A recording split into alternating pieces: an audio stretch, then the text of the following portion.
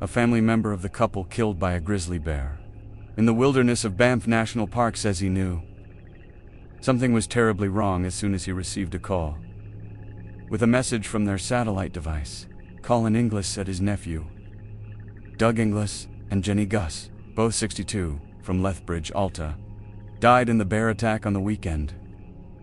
Their 7-year-old border collie named Triss was also killed. The longtime couple, he said, was on a week-long backpacking trip in the area and had been checking in daily with him and Gus's mom.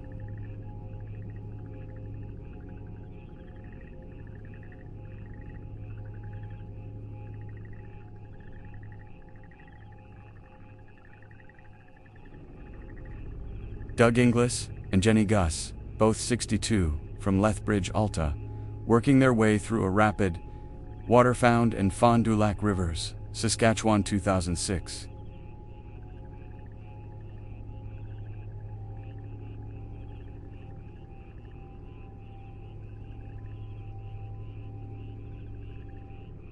Inglis received a text message from their Garmin InReach device at 4:52 p.m.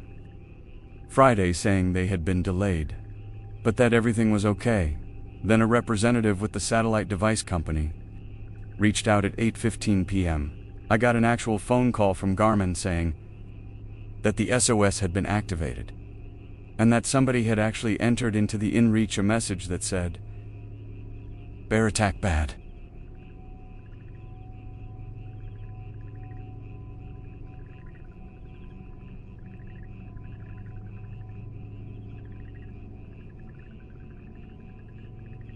Bear attack bad means bad things. It means something is probably happening right then and there, and that is terrifying.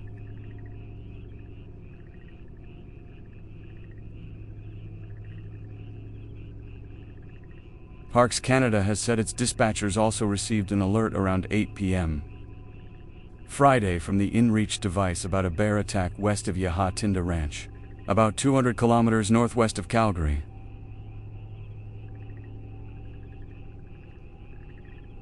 The agency immediately sent its wildlife human attack response team to the remote area by ground because weather conditions in the mountains prevented helicopter use.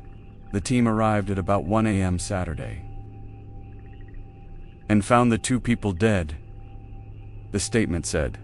Parks Canada said the team, which is specially trained in firearms and wildlife attack site investigation and forensics, encountered a grizzly bear that displayed aggressive behavior and charged towards them.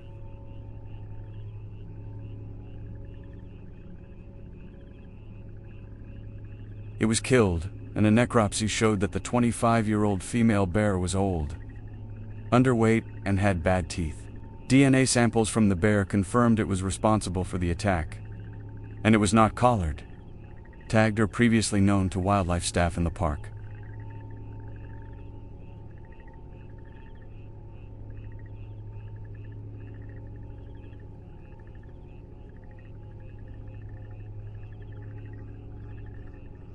Parks officials said it will likely never be known what led to the attack, and they won't speculate on what happened.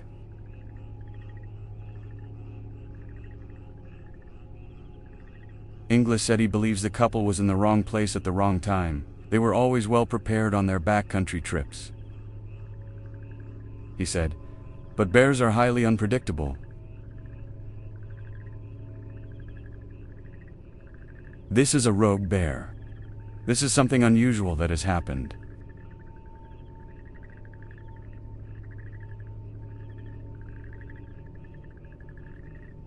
He added that the couple had a routine. They would set up camp as soon as they arrived, start their food preparation, and send InReach messages to family members. So we knew they had established camp. They weren't out wandering around.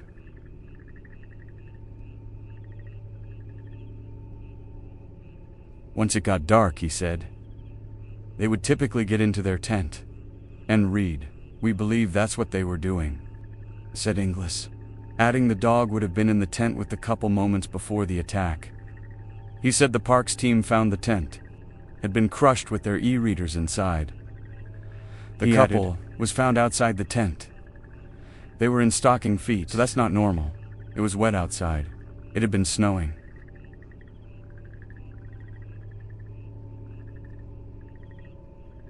Parks officials have said the couple's food had been hung appropriately, and 2 cans of bear spray were found at the scene.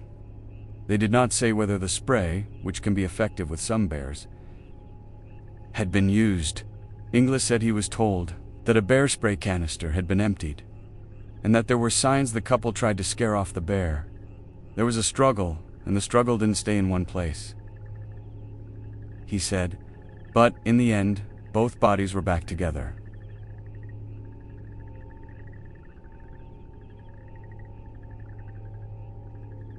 They were reconnected. That's who they were.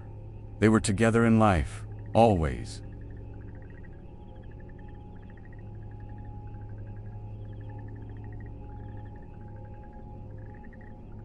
Inglis said the couple met as students at the University of Alberta, studied to be scientists, and worked at the same lab for Agriculture Canada in Lethbridge. He had his PhD and worked as a scientist in the lab, and she worked as a lab technician.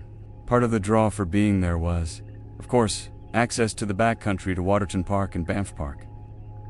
Being in the places they loved to be. Parks Canada said there have been 3 recorded non-fatal encounters with grizzly bears in Banff National Park in the past 10 years, and no fatalities in decades. There are both grizzly bears and black bears in the park, which is Canada's first and busiest national park.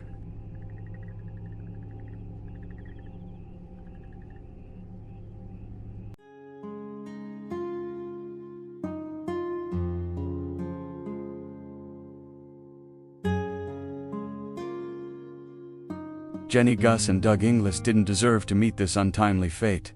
But if their story is just another example of why you should always be prepared when in the bush, their story is a shocking and tragic one, but hopefully educational and informative also, and may help you on your journeys in the future.